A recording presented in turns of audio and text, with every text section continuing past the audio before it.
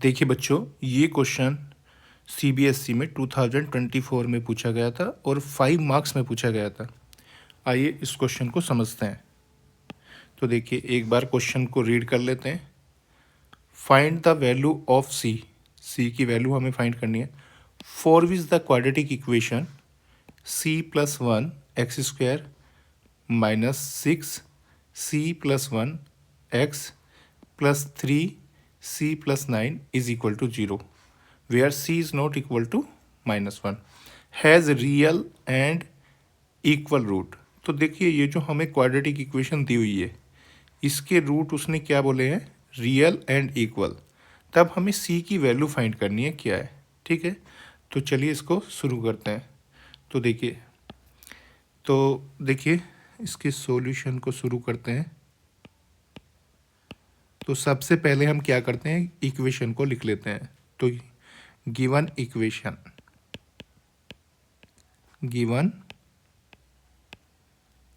Equation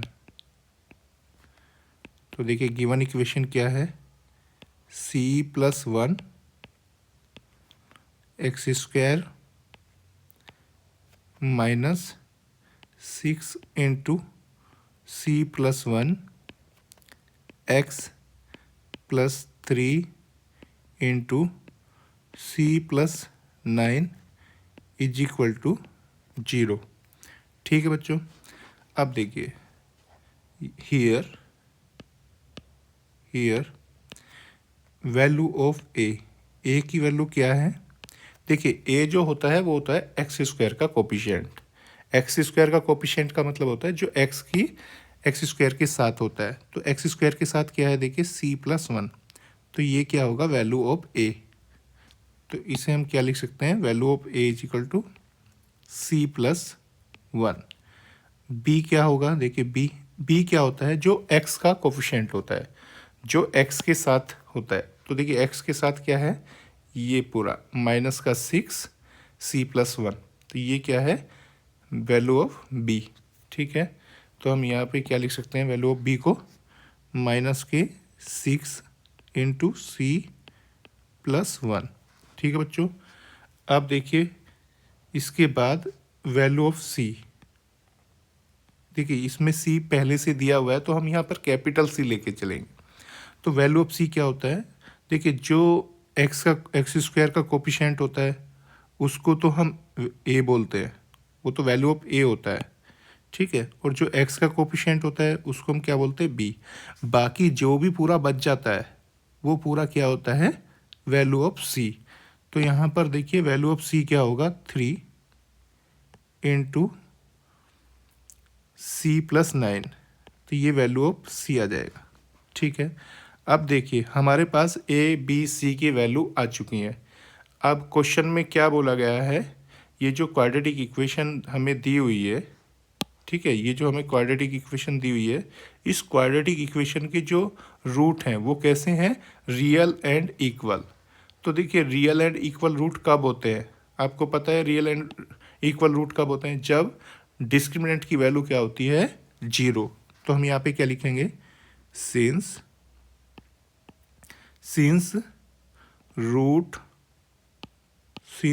roots are real and equal. Roots are real and equal, क्योंकि root कैसे हैं, real भी हैं और इक्वल भी हैं। देयरफॉर इसलिए क्या होगा, जो डिस्क्रिमिनेंट होता है, डिस्क्रिमिनेंट को हम क्या बोलते हैं, बी स्क्वायर माइनस फोर ए सी। डिस्क्रिमिनेंट को हम बोलते हैं बी स्क्वायर माइनस फोर ए सी।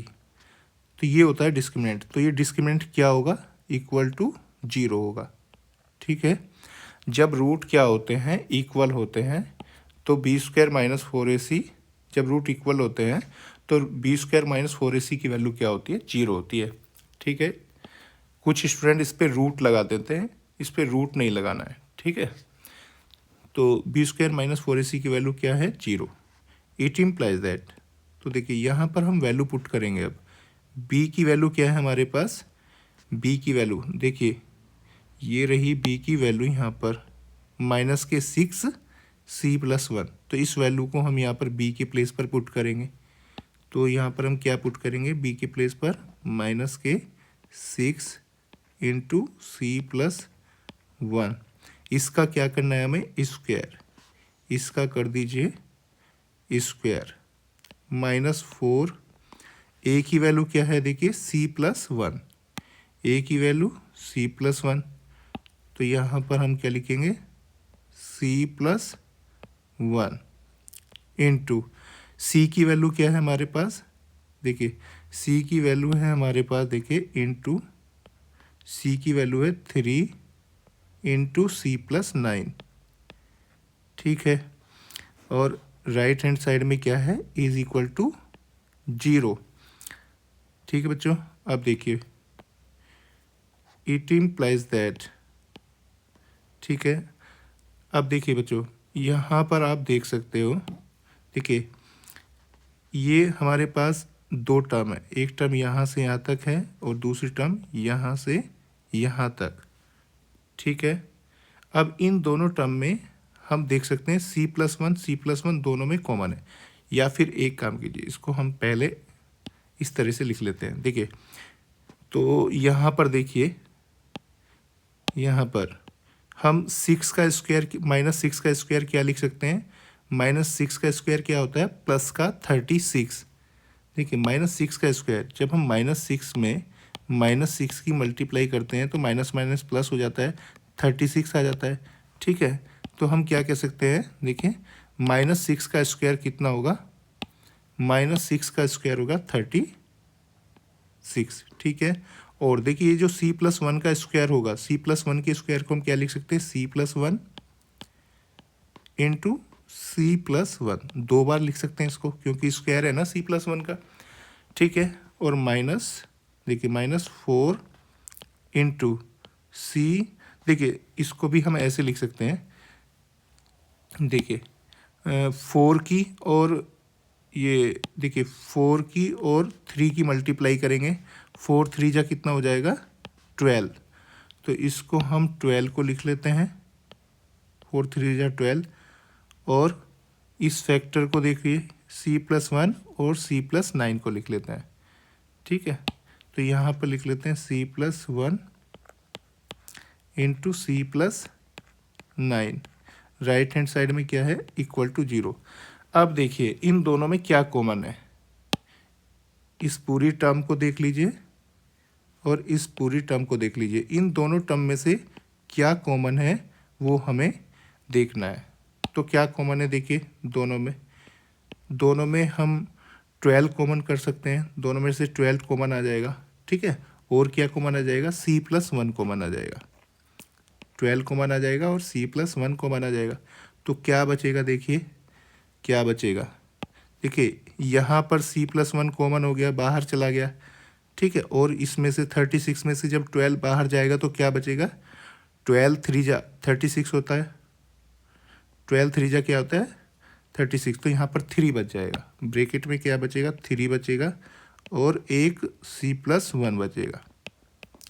अब देखिए यहाँ पर क्या होगा, यहाँ पर क्या होगा, इधर 12 तो कॉमन चला जाएगा, 12 तो कॉमन चला जाएगा, c+1 भी कॉमन चला जाएगा, तो क्या बचेगा, c+9 बचेगा। ठीक है बच्चों, और राइट हैंड साइड में 0। अब देखिए इट इम्प्लाइज दैट, तो ये बाहर क्या आ चुका है, 12 इंटू c+1।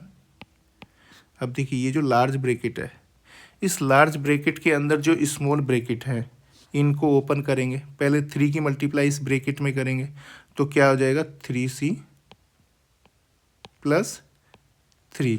ठीक है, इसका ब्रैकेट ओपन करेंगे तो देखिए ब्रैकेट के बाहर जब माइनस का साइन होता है तो ब्रैकेट के अंदर के साइन चेंज हो जाते हैं। तो देखिए ये हो जाएगा प्लस का c माइनस का c, और प्लस का 9 हो जाएगा माइनस के 9, bracket close is equal to 0। It implies that 12 into c+1। ठीक है, ब्रैकेट में क्या बन जाएगा, देखिए 3c, ये कितने हैं, देखिए 3c, और यहाँ पर माइनस का 1c। तो 3c में से एक c को माइनस कर देंगे तो कितना बचेगा 2c। तो प्लस के 2c आ जाएंगे 2c, ठीक है। और देखिए प्लस का 3 और माइनस के 9, प्लस के 3 और माइनस के 9 को कंबाइन करेंगे तो क्या हो जाएगा माइनस के 6। ये आ जाएगा माइनस के 6 इज इक्वल टू क्या आ जाएगा 0, ठीक है बच्चों। अब देखिए, अब इसको हम क्या कर सकते हैं, ध्यान से देखिए। देखिए इस ब्रैकेट में से 2 कॉमन ले सकते हैं। इस ब्रैकेट में से 2 क्या हो जाएगा कॉमन, तो ये 2 कॉमन आके बाहर आ जाएगा। तो यहाँ पर क्या हो जाएगा 12, 2 कॉमन आ जाएगा ब्रैकेट में से, तो 2 कॉमन, तो क्या बचेगा यहाँ पर c+1, और इस ब्रैकेट को हम स्मॉल ब्रैकेट बना सकते हैं c-3 इज इक्वल टू 0, ठीक है बच्चों। अब देखिए इसको क्या लिख सकते हैं, 12 2 जा 24 into c+1 into c-3 is equal to 0, ठीक है। अब देखिए बच्चों, हमारे पास ये कितने फैक्टर बन चुके हैं, हमारे पास ये 3 फैक्टर बन चुके हैं, 24, c+1 और c-3। इन तीनों फैक्टर का जो प्रोडक्ट है वो किसके इक्वल है, 0 के इक्वल है, ठीक है।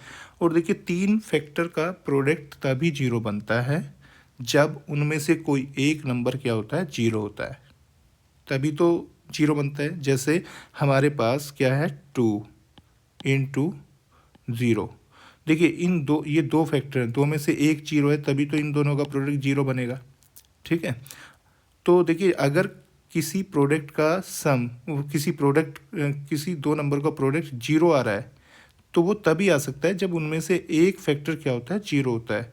तो यहाँ पर देखिए इन तीनों फैक्टर का प्रोडक्ट 0 आ रहा है, तो इसका मतलब इनमें से कोई भी एक क्या होगा 0 होगा। तो हम क्या लिख सकते हैं, इट इम्प्लाइज दैट, देखिए ये जो 24 है, 24 तो 0 हो नहीं सकता, तो हम क्या लिखेंगे यहाँ पे 24 इज़ नॉट इक्वल टू 0। 24 तो 0 के इक्वल नहीं हो सकता, तो इसका मतलब क्या होगा c+1 इज इक्वल टू 0 होगा, ठीक है। या फिर क्या होगा, और c-3 इज इक्वल टू 0 होगा, ठीक है, या फिर c-3 इज इक्वल टू 0 होगा। इट इम्प्लाइज दैट, देखिए यहाँ से c की वैल्यू कितनी आ जाएगी, इस इक्वेशन से, देखिए इस इक्वेशन से c की वैल्यू क्या आ जाएगी -1, इस इक्वेशन से c की वैल्यू क्या आ जाएगी -1, ठीक है। और यहाँ से c की वैल्यू कितनी आ जाएगी, -3 को राइट में लेके जाएंगे, प्लस का 3, ठीक है। बात समझ में आ गई, इसको थोड़ा दोबारा से लिख देता हूँ, प्लस के 3, ठीक है। तो देखिए क्वेश्चन में क्या बोला गया है, x की वैल्यू को, वो c की वैल्यू को, देखिए क्या बोला गया था, c की वैल्यू -1 नहीं लेनी है। इसने बोला c की वैल्यू -1 नहीं लेनी है, c की वैल्यू -1 के इक्वल नहीं लेनी है। तो देखो हमारे यहाँ पर c की वैल्यू 2 आ चुकी है, कौन कौन सी आ चुकी है, एक तो c की वैल्यू आ चुकी है -1, ठीक है। एक तो ये c की वैल्यू क्या आ चुकी है -1, इसे हमें नहीं लेना है क्योंकि ये क्वेश्चन में मना किया गया है, ठीक है। और दूसरी c की वैल्यू क्या आ गई है हमारी +3, ठीक है, तो ये हम ले सकते हैं, ठीक है। इस वैल्यू को हम क्या कर सकते हैं, ले सकते हैं। बात समझ में आ गई। तो हम यहाँ पे क्या लिखेंगे, देखिए इस वैल्यू को तो हम कर देते हैं इनवैलिड, इस वैल्यू को क्या कर देते हैं इनवैलिड, क्योंकि क्वेश्चन में बोला गया है c is not equal to -1, ठीक है। और तो हमारा जो आंसर होगा ये वैलिड होगा, ये वैलिड होगा, ठीक है। तो हम क्या लिख सकते हैं, देखिए हम यहाँ पर क्या लिख सकते हैं आंसर में, hence c is equal to 3,